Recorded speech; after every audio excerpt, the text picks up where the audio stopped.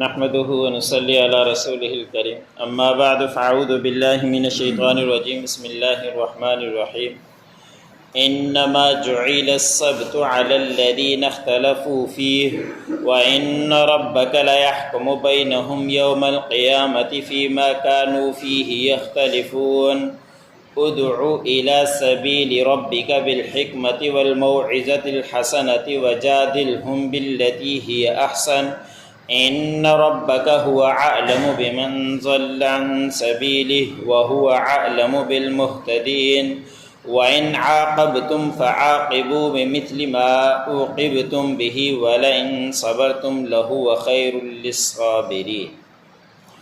سورۃ النحل کا درس چل رہا ہے۔ اسی سورت کی آیت نمبر 124 سے لے کر 126 تک تلاوت کی گئی۔ پہلی آیت کے اندر اللہ رب العزت نے فرمایا کہ یہودیوں کے اوپر ہم نے ایک دن مقرر کر رکھا تھا کہ وہ اس دن کی تعظیم کریں، اس دن کے اندر عبادات کریں، اس کے اندر کوئی کاروبار وغیرہ نہ کریں، لیکن ان کے اندر بھی کچھ لوگوں نے اختلاف کر دیا کہ کچھ لوگوں نے عمل کرنا شروع کر دیا اور کچھ لوگوں نے جھگڑنا شروع کر دیا، اس کے اوپر عمل نہیں کیا کرتے تھے۔ ہفتے کے دن ہر طرح سے کاروبار سے ان کو ممانعت تھی، یہاں تک کہ مچھلی پکڑنا بھی ان کے لیے منع تھا۔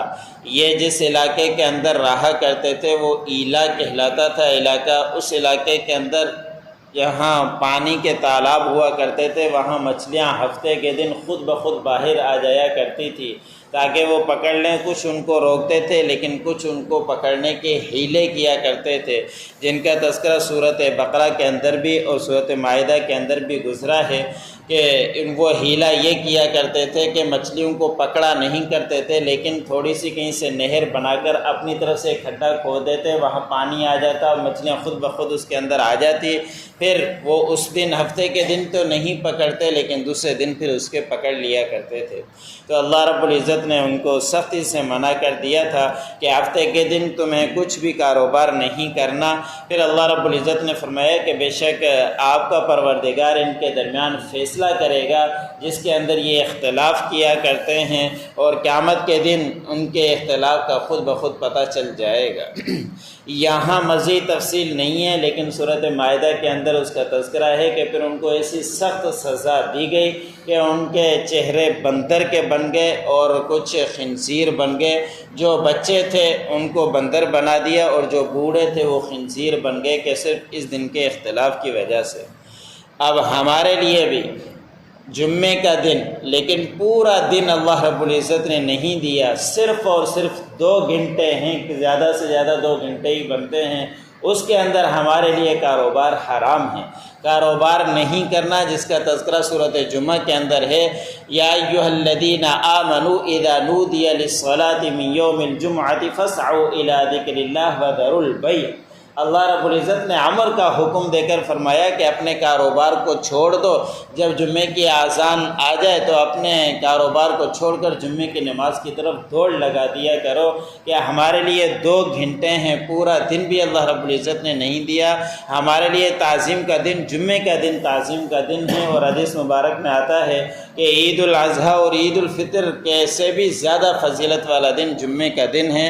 اور یہاں تک نبی کریم صلی اللہ علیہ وسلم نے فرمایا کہ جمعے کے اندر ایک گھڑی ایسی بھی ہے کہ اس وقت انسان جو بھی دعا مانگے وہ رد نہیں ہوتی، لیکن وہ گھڑی بتلائی نہیں ہے تاکہ انسان پورے دن عبادات کے اندر لگا رہے، پورا دن اللہ رب العزت سے مانگتا رہے۔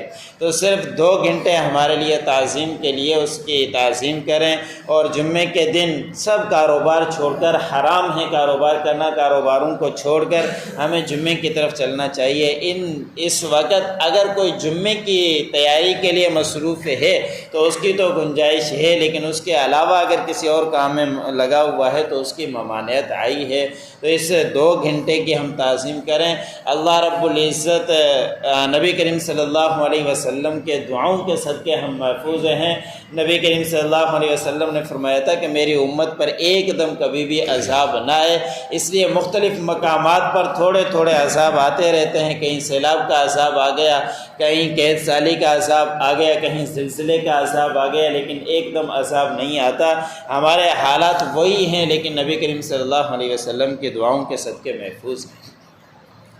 اگلی آیت کے اندر اللہ رب العزت نے فرمایا کہ اے نبی آپ لوگوں کو دعوت دیجیے اپنے پروردگار کے راستے کی طرف دانائی کے ساتھ اور نصیحت کے ساتھ، اچھی نصیحت کے ساتھ، ان کے ساتھ مباحثہ کریں، اچھے طریقے سے مباحثہ کرنا کہ ان کو پیار محبت کے ساتھ سمجھائیں۔ حکمت سے یہی ہے کہ اس کو قرآن کی دلیل کے ساتھ سمجھایا جائے، حدیث کی دلیلوں کے ساتھ سمجھایا جائے، فقہا کے مسائل کے ساتھ سمجھایا جائے اور اچھے طریقے سے نصیحت کی جائے۔ اگر اس کو نصیحت فائدہ دے گی تو ضرور ایک دن آئے گا کہ اس کو نصیحت فائدہ دے گی۔ اس کے اوپر سختی کرنا، جھگڑنا، یہ مباحثہ کرنے کا بھی حکم ہے، لیکن اللہ نے فرمایا کہ وہ بھی اچھے طریقے کے ساتھ۔ نبی کریم صلی اللہ علیہ وسلم نے ہر کسی کو بڑے پیار اور محبت کے ساتھ سمجھایا ہے۔ حدیثوں کے اندر آتا ہے کہ ایک دیہاتی شخص آیا اور مسجد نبوی کے اندر آ کے پیشاب کیا تو صحابہ اکرام نے غصہ کیا، او کیا کرتے ہو؟ لیکن آپ صلی اللہ علیہ وسلم نے فرمایا کہ چھوڑ دو۔ جب اس نے پیشاب کر دیا تو ہو سکتا ہے کہ کسی مجبوری کی وجہ سے کیا ہو، آپ صلی اللہ علیہ وسلم نے فرمایا کہ اگر تم اس کو زبردستی روکتے تو وہ ادھر ادھر بھاگتا، اس کی وجہ سے اور بھی مسجد میں خلل آتا اور ہو سکتا ہے کہ اس کو کوئی تکلیف ہو۔ اگر اس کو روک دیا جاتا تو اس کے پیشاب کے اندر مزید تکلیف ہوتی۔ پھر آپ صلی اللہ علیہ وسلم نے اس نے پیشاب کر دیا، اپنے پاس بلایا اور بڑے اچھے طریقے سے سمجھایا کہ یہ عبادات کے گھر ہیں، یہاں گندگی نہیں کی جاتی، یہاں ممانعت ہے، اگر اس طرح کا معاملہ آئے تو باہر جا کے کر لیں۔ اس کو بڑے اچھے طریقے سے سمجھایا۔ وہ خود کہتے ہیں کہ مجھے اس سے پہلے کسی نے اس طرح کی اچھی نصیحت نہیں کی کہ میں غلط حرکتیں کر رہا تھا، لیکن آپ صلی اللہ علیہ وسلم نے بڑے اچھے طریقے سے مجھے سمجھایا۔ تو جب بھی ہمیں دعوت دینی ہے دین کی تو اچھے طریقے سے دیں، دانائی سے دیں، اچھی نصیحتیں ان کو کریں۔ حضرت ابراہیم علیہ السلام نے بھی مباحثہ کیا تھا نمرود کے ساتھ، لیکن کتنا اچھے طریقے سے مباحثہ کیا جس کا تذکرہ قرآن پاک کے اندر موجود ہے۔ حضرت ابراہیم علیہ السلام نے فرمایا کہ آپ خدائی کا دعویٰ کرتے ہو تو میرا پروردگار تو وہ ہے جو زندہ بھی کرتا ہے، موت بھی دیتا ہے، لیکن اس کے دماغ میں خناس بھرا ہوا تھا۔ اس نے کہا کہ یہ کام میں بھی کر سکتا ہوں، اور اس نے 2 قیدی جیل سے بلوائے، جس کے ایک کو آزاد ہونا تھا اس کو پھانسی دے دی، اور جس کو پھانسی آنی تھی اس کو چھوڑ دیا۔ کہا دیکھو میں بھی زندگی دیتا ہوں، میں بھی موت دیتا ہوں۔ حضرت ابراہیم علیہ السلام ان کو سمجھانے کے پیچھے لگ جاتے تو وہ بات سمجھتا نہیں، تو اس وقت حضرت ابراہیم علیہ السلام نے فرمایا کہ میرا پروردگار وہ ہے جو مشرق سے سورج نکالتا ہے، مغرب میں غروب کرتا ہے، آپ خدائی دعویٰ کرتے ہو تو اس طرح کر کے دکھا دو۔ فَبُہِتَ الَّذِي كَفَرَ، چہرہ جھکا رہ گیا، کوئی اس کے پاس جواب نہیں رہا۔ تو بحث مباحثہ ہوتا ہے، لیکن اچھے طریقے سے اگر ہو تو بات سامنے والے کے سمجھ میں بھی آ جاتی ہے۔ تو اللہ رب العزت نے فرمایا کہ آپ اچھے طریقے سے ان کو نصیحت کریں، اور یہ آپ صلی اللہ علیہ وسلم کے ساتھ ہمارے لیے بھی حکم ہے کہ ہم اگر کسی کے ساتھ نصیحت کریں اور مباحثہ کریں تو بڑے اچھے طریقے سے کریں۔ بے شک آپ کا پروردگار وہ زیادہ جانتا ہے ان لوگوں کو جو اللہ کے راستے سے گمراہ ہے، اور ان لوگوں کو بھی زیادہ جانتا ہے جو ہدایت یافتہ ہے۔ اگلی آیت کے اندر ایک خاص شان نزول ہے کہ غزوہ احد کے اندر آپ صلی اللہ علیہ وسلم بھی شریک ہوئے تھے، آپ صلی اللہ علیہ وسلم کو بھی زخم لگے تھے، اور ایسے ہی کافی مسلمان بھی شہید ہوئے تھے۔ حضرت حمزہ رضی اللہ تعالی عنہ جو آپ صلی اللہ علیہ وسلم کے چچا ہیں، آپ کے چچاؤں میں سے صرف 2 مسلمان ہوئے تھے، ایک حضرت عباس رضی اللہ تعالی عنہ، دوسرا حضرت حمزہ رضی اللہ تعالی عنہ۔ اس غزوہ احد کے اندر کافروں نے حضرت حمزہ رضی اللہ تعالی عنہ کے ساتھ مسلح کر دیا تھا۔ مسلح کا مطلب یہی ہے کہ میت کے ٹکڑے ٹکڑے کر دینا۔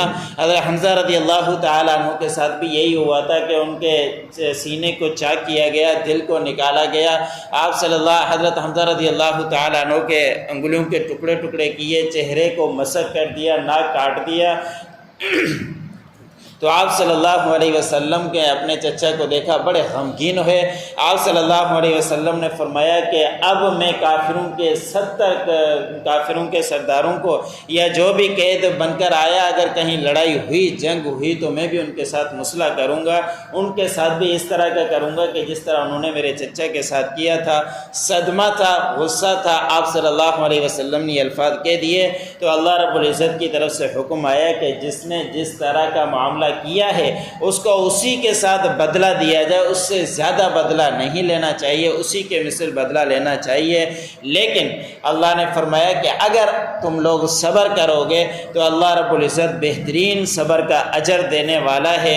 تو آپ کے صبر بہتر ہے۔ جب یہ حکم نازل ہوا تو آپ صلی اللہ علیہ وسلم نے فرمایا کہ بس میں صبر ہی کرتا ہوں، میں اس طرح نہیں کروں گا کہ جس طرح انہوں نے حضرت حمزہ رضی اللہ تعالیٰ عنہ کے ساتھ کیا تھا۔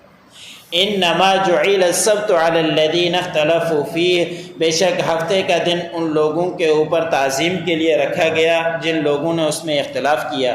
وَإِنَّ رَبَّكَ لَيَحْكُمُ بَيْنَهُمْ يَوْمَ الْقِيَامَةِ فِيمَا كَانُوا فِيهِ يَخْتَلِفُونَ، بے شک آپ کا پروردگار فیصلہ کرے گا ان کے درمیان قیامت کے دن جس میں وہ اختلاف کیا کرتے تھے۔